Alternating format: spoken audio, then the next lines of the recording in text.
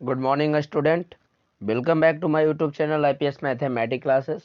आज की इस वीडियो में हम लोग डिस्कस करने वाले हैं क्लास 12 का most important VVI question chapter wise आप लोग को हम करवाने वाले हैं। चैप्टर का नाम है बातचीत। आप लोग को पता होना चाहिए इस चैप्टर का हिंदी का गद्यखंड है ना। गद्यखंड का पहला चैप्टर का नाम क्या है? बातचीत। और बातचीत के जो राइटर हैं वो है बालकृष्ण भट्ट। क्या है? बालकृष्ण भट्ट। तो इसमें जितना भी ऑब्जेक्टिव आप लोग को चैप्टर वाइज आपको मिलता रहेगा,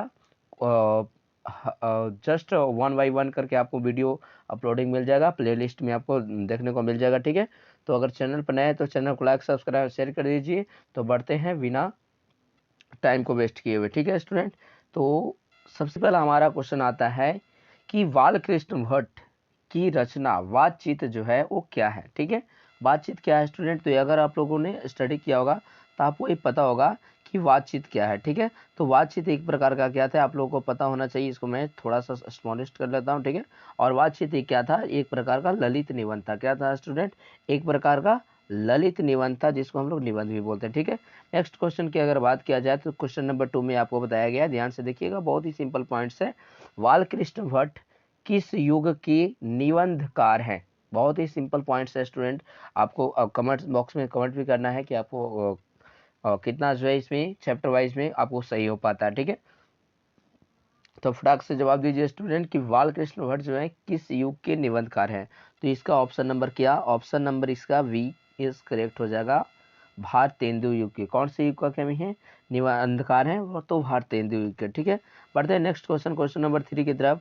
कह रहा है क्या कि मनुष्य, ध्यान से देखिएगा, बहुत ही सिंपल पॉइंट्स है कि मनुष्य की बातचीत का उत्तम तरीका क्या होता है? ऑप्शन नंबर ए विद्वता पूर्वक बात करना, ऑप्शन नंबर बी तर्कपूर्ण बात करना, ऑप्शन नंबर सी भीड़ से बात करना, या ऑप्शन नंबर डी अवाक होकर अपने से बातचीत करना। तो बहुत ही सिंपल पॉइंट्स है स्टूडेंट।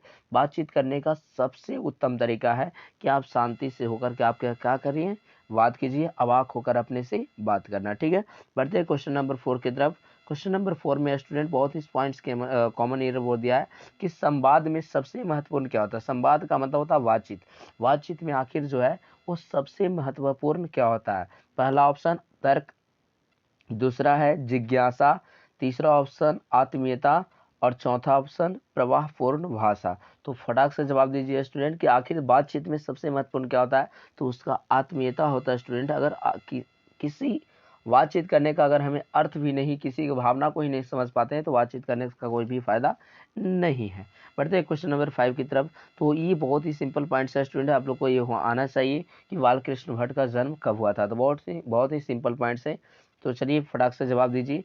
ऑप्शन नंबर ए 23 जून 1884 ईस्वी, ऑप्शन नंबर बी 23 जून 1844 ईस्वी, ऑप्शन नंबर सी 20 जुलाई 1902 ईस्वी, ऑप्शन नंबर डी 18 दिसंबर 1834 ईस्वी। तो इसका ऑप्शन नंबर बी करेक्ट हो जाएगा स्टूडेंट। 23 जून 1844 ईस्वी को बालकृष्ण भट्ट का जन्म हुआ था। आगे बढ़ते हैं क्वेश्चन नंबर में, संयोगिता स्वयंवर। ठीक है, बहुत ही कॉमन ईयर पॉइंट है स्टूडेंट कि संयोगिता स्वयंवर की रचनाकार कौन है? ऑप्शन नंबर ए अल Krishna Bhatt, option number B Pratap Narayan Mishra की, ऑप्शन नंबर श्रीनिवास दास की, या option number D Maithili Sharan Gupt की। तो किसकी है बताइए स्टूडेंट फास्ट कि संयोगिता स्वयंवर जो है वो किसके द्वारा लिखा गया है? तो इसका ऑप्शन नंबर क्या हो जाएगा correct? Option number B is correct, sorry C correct हो जाएगा। संयोगिता स्वयंवर जो है स्टूडेंट वो किनके द्वारा लिखा गया है? तो श्रीनिवास दास के द्वारा लिखा गया है। किसके द्वारा? श्रीनिवास दास के द्वारा। बढ़ते हैं क्वेश्चन नंबर 7 की तरफ। क्वेश्चन नंबर 7 में आपको कह रहा है क्या कि कौन सी रचना जो है वो बालकृष्ण भट्ट की नहीं है? ऑप्शन नंबर ए नूतन ब्रह्मचारी, ऑप्शन नंबर बी 100 अजान एक सुजान, ऑप्शन नंबर सी सद्भाव का अभाव, ऑप्शन नंबर डी परिचार। तो फर्स्ट बताइए स्टूडेंट कि क्या क्वेश्चन नंबर 7 का आंसर हो सकता है। ठीक है, तो बहुत ही सिंपल पॉइंट्स है स्टूडेंट। इसमें से तीनों नूतन ब्रह्मचारी बालकृष्ण भट्ट की है, 100 अजान एक सुजान बालकृष्ण भट्ट के द्वारा लिखा गया, सद्भाव का अभाव भी लिखा गया। एक ऑप्शन नंबर डी जो है वो लिखा हुआ नहीं है, किनके द्वारा? बालकृष्ण भट्ट के द्वारा ये लिखा गया नहीं है स्टूडेंट। अगला बात करते हैं क्वेश्चन नंबर 8 में। तो इसमें भी सिंपल पॉइंट्स बोला है स्टूडेंट कि कौन सी रचना जो है वो बालकृष्ण भट्ट की है, इस बार बोला है। ऑप्शन नंबर ए रेल का विकेट खेल, ऑप्शन नंबर बी कछुआ धर्म, ऑप्शन नंबर सी रेणुका, या ऑप्शन नंबर डी प्राच्य विद्या। तो फटाक से ऑप्शन नंबर क्वेश्चन नंबर 8 का जवाब दीजिए स्टूडेंट, क्या होने वाला है ऑप्शन, ठीक है। तो इसका करेक्ट आंसर हो जाएगा ऑप्शन नंबर ए रेल का विकेट खेल, रेल का विकेट खेल करेक्ट आंसर हो जाएगा, ठीक है। अगला बढ़ते हैं क्वेश्चन नंबर 9 की तरफ। क्वेश्चन नंबर 9 में बोला स्टूडेंट कि बालकृष्ण भट्ट ने कौन सा मासिक पत्र निकाला था, बालकृष्ण भट्ट ने कौन सा मासिक पत्र निकाला था। Option number A Pratap, option number B Karmaveer, option number C Hindi Pradeep, या ऑप्शन नंबर डी ज्योत्सना। तो फटाक से जवाब दीजिए स्टूडेंट, ये बहुत ही सिंपल पॉइंट्स है और सिंपल क्वेश्चन भी है। तो बालकृष्ण भट्ट ने कौन सा पत्रिका का संपादन किया था, तो हिंदी प्रदीप्त, कौन सा, हिंदी प्रदीप्त का संपादन किया था। बढ़ते हैं क्वेश्चन नंबर 10 की तरफ। क्वेश्चन नंबर 10 में देखते हैं स्टूडेंट, बहुत ही क्लियर पॉइंट्स है कि बातचीत किस विद्या की रचना है, कौन सी विद्या, बातचीत जो है कौन सी विद्या। जस्ट इसके पहले फर्स्ट नंबर जो क्वेश्चन हमारा था क्या स्टूडेंट, सेम उसी के लायक है, वही क्वेश्चन सेम अदर लैंग्वेज में इसको ट्रांसलेट कर दिया गया, ठीक है। तो बातचीत किस विद्या है, कौन सी विद्या है, विद्या की रचना। ऑप्शन नंबर ए आलोचना, ऑप्शन नंबर बी गीत, ऑप्शन नंबर सी शोध, या ऑप्शन नंबर डी क्या हो जाएगा, निबंध। तो ऑप्शन नंबर डी क्या हो जाएगा, निबंध हो जाएगा स्टूडेंट। पढ़ते हैं क्वेश्चन नंबर 11 की तरफ। तो 11 नंबर पे क्वेश्चन में आपको कह रहा है कि रॉबिन्सन क्रूसो ने 16 वर्ष के उपरांत, कितने वर्ष, 16 वर्ष के उपरांत किसके मुख से एक बात सुनी थी। बताइए, option number A Friday, option number B Sunday, option number C Edison, या ऑप्शन नंबर डी स्टील के। तो फटाक से जवाब दीजिए स्टूडेंट कि रॉबिन्सन क्रूसो ने 16 वर्ष के बाद किसके मुख से एक बात सुनी थी। तो ऑप्शन नंबर ए इसका क्या हो जाएगा, करेक्ट हो जाएगा, फ्राइडे के सबसे पहले मुख से बात सुनी थी, ठीक है। चलिए क्वेश्चन नंबर 12 है स्टूडेंट कि बातचीत शीर्षक के निबंध के जो निबंधकार हैं वो कौन है। ये तो कॉमन एरिया है स्टूडेंट, हम लोग चैप्टर नंबर 1 बातचीत कर रहे हैं, तो बातचीत के लेखक कौन है, बालकृष्ण भट्ट। तो इसका ऑप्शन नंबर डायरेक्ट आपका क्या हो जाएगा, डी करेक्ट हो जाएगा, ठीक है। बढ़ते हैं क्वेश्चन नंबर 13 की तरफ। 13 नंबर में आपको कह रहा है कि बातचीत के माध्यम से बालकृष्ण भट्ट जो हैं वो हम लोगों को क्या बतलाना चाहता है, ठीक है। ऑप्शन नंबर ए बातचीत की शैली, ऑप्शन नंबर बी भाषण की शैली, ऑप्शन नंबर सी संवाद की शैली, या ऑप्शन नंबर डी इनमें से कोई नहीं। तो बताइए क्या बतलाना चाहते हैं। तो इसका करेक्ट आंसर क्या हो जाएगा, जी बिल्कुल सही रहेगा, ऑप्शन नंबर ए करेक्ट हो जाएगा स्टूडेंट। हम लोगों को बालकृष्ण भट्ट जो है क्या बातचीत की शैली स्टाइल बताना चाहते हैं, ठीक है। अगला बात करते हैं कि भट्ट जी काची भट्ट जी को किसने अंग्रेजी साहित्य के एडिशन और स्टील की श्रेणी में रखा है।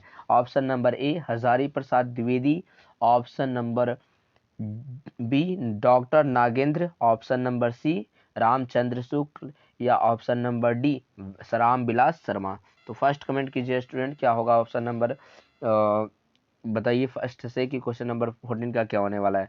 भट्ट जी को किसने अंग्रेजी साहित्य के एडिशन और स्टील की श्रेणी में रखा था। तो उन्होंने किसने रखा था, रामचंद्र शुक्ल ने रखा था, किसने, रामचंद्र शुक्ल ने रखा था, ठीक है। आगे बढ़ते हैं क्वेश्चन नंबर स्टूडेंट 15 की तरफ।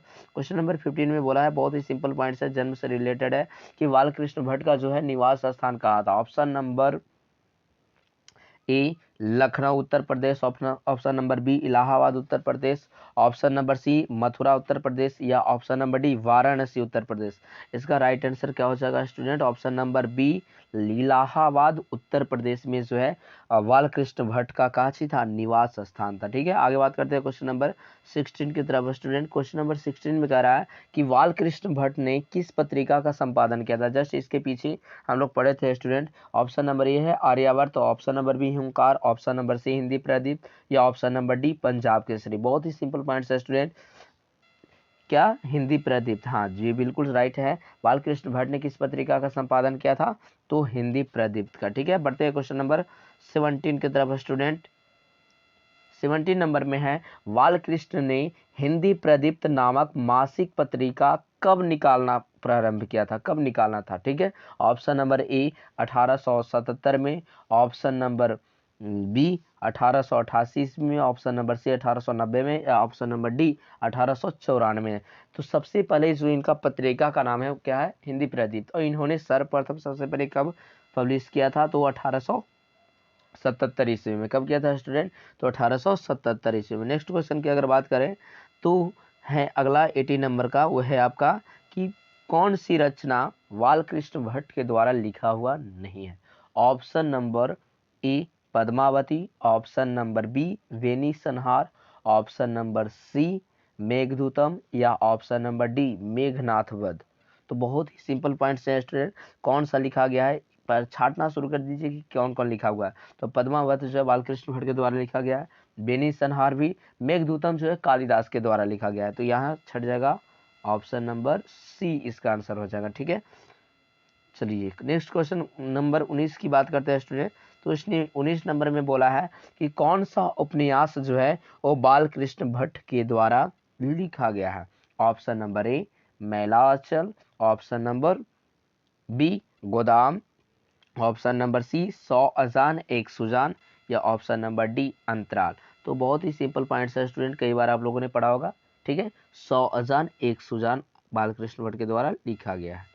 अगला क्वेश्चन है 20 नंबर, वो बोल रहा है कि नाटक के प्रारंभ में होने वाले मंगल पाठ को क्या कहते हैं? ऑप्शन नंबर ए भजन, ऑप्शन नंबर बी नांदी पाठ, ऑप्शन नंबर सी मंगलाचरण या ऑप्शन नंबर डी आरती। तो ये तो कॉमन ईयर पॉइंट्स है स्टूडेंट, जब भी नाटक प्रारंभ होता है तो नाटक प्रारंभ होने वाले जो मंगल पाठ होता है उसको क्या बोलते हैं? नांदी पाठ। क्या बोलते हैं उसको?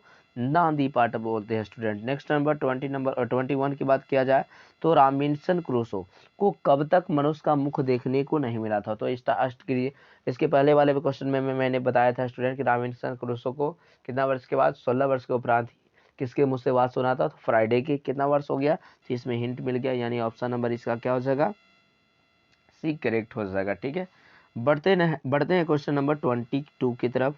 और 22 में आपको बोला गया स्टूडेंट कि बोलने से ही मनुष्य के रूप का साक्षात्कार होता है और यह किसने कहा था? ठीक है, तो option number A Edison, option number B Ben Jonson, option number C Spencer या ऑप्शन नंबर डी मिल्टन। तो बहुत ही कॉमन एरर है स्टूडेंट, बुक्स में आपको बताया था मैंने कि बोलने से ही मनुष्य के रूप का क्या होता है?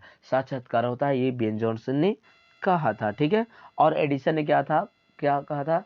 असल बातचीत सिर्फ दो व्यक्तियों के बीच ही संभव हो सकती है। ठीक है, नेक्स्ट देखिए यहाँ पे भी गया क्वेश्चन नंबर 23 में क्या कि असल बातचीत सिर्फ दो व्यक्तियों में ही हो सकती है, यह किसका कथन था? तो मैंने ऑलरेडी बता दिया स्टूडेंट कि एडिसन का कथन था। किसका कथन था? एडिसन का। कुल टोटल हम लोग 28 जो है ऑब्जेक्टिव क्वेश्चन मैंने इस फर्स्ट वाले चैप्टर से निकाला स्टूडेंट, जो कि मोस्ट इंपॉर्टेंट है। अगर आप चैप्टर बाय चैप्टर मैंने वीडियो बना दूंगा हिंदी का, अगर वीडियो देख लेंगे तो आपको हिंदी सीख बुक से कहीं भी ऑब्जेक्टिव दिक्कत नहीं होने वाली है, और दम गारंटी रहेगा कि इससे आएगा क्वेश्चन, दम गारंटी। ठीक है, बढ़ते हैं आगे क्वेश्चन नंबर 24 की तरफ। 24 नंबर में कह रहा है स्टूडेंट कि एडिसन के अनुसार असल बातचीत कितने लोगों के बीच हो सकता है? तो अभी जस्ट बात किए थे स्टूडेंट कि असल बातचीत सिर्फ दो व्यक्तियों में ही संभव हो सकती है, ये किसने कहा था? तो एडिसन ने। ठीक है, option number A 2, option number B 3, option number C 4, option number D 5। तो ये भी जस्ट मैंने बताया स्टूडेंट, ऑप्शन नंबर क्या हो जाएगा? 24 का ए। ठीक है, दो लोगों के बीच ही सही तरीके से बातचीत होता है। अगर बात 25 नंबर में कह रहा है स्टूडेंट कि बातचीत से मन किस प्रकार का हो जाता है? बातचीत से मन जो है आपका किस प्रकार का हो जाता है? ऑप्शन नंबर ए है क्रोधपूर्ण, ऑप्शन नंबर बी है भारी और बोझिल, ऑप्शन नंबर सी है हल्का और स्वच्छ या ऑप्शन नंबर डी इनमें से कोई नहीं। फटाक से जवाब दीजिए स्टूडेंट, और वीडियो अच्छा लगे तो चैनल को लाइक सब्सक्राइब शेयर कर दीजिए, भूलिएगा मत। ठीक है, शेयर करने के लिए, ताकि क्लास 12 का जो है बच्चा को आप लोग हेल्प हो जाए। ठीक है, तो ये बहुत ही सिंपल पॉइंट्स है, बातचीत करने से क्या हो जाता है? मन जो है आपका हल्का और स्वच्छ हो जाता है। नेक्स्ट क्वेश्चन नंबर 26 की बात किया जाए स्टूडेंट, तो कह रहा है कि किसके न होने से, भाई किसके न होने से सृष्टि जो है गूंगी प्रतीत होती है, दुनिया जो है गूंगी प्रतीत होगा? श्रवण शक्ति से या वाक शक्ति से या दिव्य शक्ति या स्मरण शक्ति से? तो बहुत सिंपल तरीका है स्टूडेंट, अगर बोलने वाला हमारे अंदर सिस्टम जिसके कारण मैं आपको बोलकर समझा रहा हूँ, अगर यही नहीं रहेगा तो हमारा सृष्टि क्या प्रतीत होगा? गूंगी होगा, यानी ऑप्शन नंबर बी करेक्ट हो जाएगा, वाक शक्ति। ठीक है, बढ़ते हैं क्वेश्चन नंबर 27 लास्ट सेकंड की तरफ। और आर्ट ऑफ कन्वर्सेशन कहाँ के लोगों में सर्वाधिक प्रचलित था स्टूडेंट? मैंने ऑलरेडी बताया था, ये क्या था? Option number A Africa, option number B Bharat, option number C Europe या ऑप्शन नंबर डी कनाडा। तो बहुत ही सिंपल पॉइंट है स्टूडेंट। आर्ट ऑफ कन्वर्सेशन एक बातचीत करने का क्या है, तरीका है, जो लोग चित्र के माध्यम से, आर्ट के माध्यम से क्या करते हैं, कन्वर्सेशन करते हैं, बातचीत करते हैं, ठीक है। और ये यूरोप के लोगों में प्रचलित था, ठीक है। लास्ट क्वेश्चन बात करते हैं 28 नंबर में कि बालकृष्ण भट्ट जो है किस काल के कवि हैं, किस काल के रचनाकार हैं। तो ये तो सिंपल पॉइंट्स है स्टूडेंट, बताइए आप लोग कमेंट्स बॉक्स में कमेंट कीजिए, ठीक है। तो ऑप्शन नंबर ए है वह आदि काल के, ऑप्शन नंबर बी भक्ति काल, ऑप्शन नंबर सी रीति काल, या ऑप्शन नंबर डी आधुनिक काल का। तो बहुत ही सिंपल पॉइंट्स है, ये आधुनिक काल के कवि हैं अभी के वर्तमान के लिए, ठीक है। तो वीडियो को लास्ट तक देखने के लिए बहुत बहुत थैंक यू। और चैनल को प्लीज़ शेयर करना मत भूलिएगा, ठीक है। और चैनल को सब्सक्राइब कर दीजिए, बेल आइकन को दबा दीजिए। नेक्स्ट वीडियो का आपको लिंक डिस्क्रिप्शन में मिल जाएगा, चैप्टर नंबर 2, ठीक है, हिंदी का आपको मिल जाएगा, ठीक है। चैप्टर बाय चैप्टर में ऑब्जेक्टिव भी कन्वर्ट कर रहा है, सेशन चल रहा है आपका, जब तक एग्जाम है तब तक चलेगा, ठीक है। मिलते हैं नेक्स्ट वीडियो में, तब तक के लिए गुड बाय।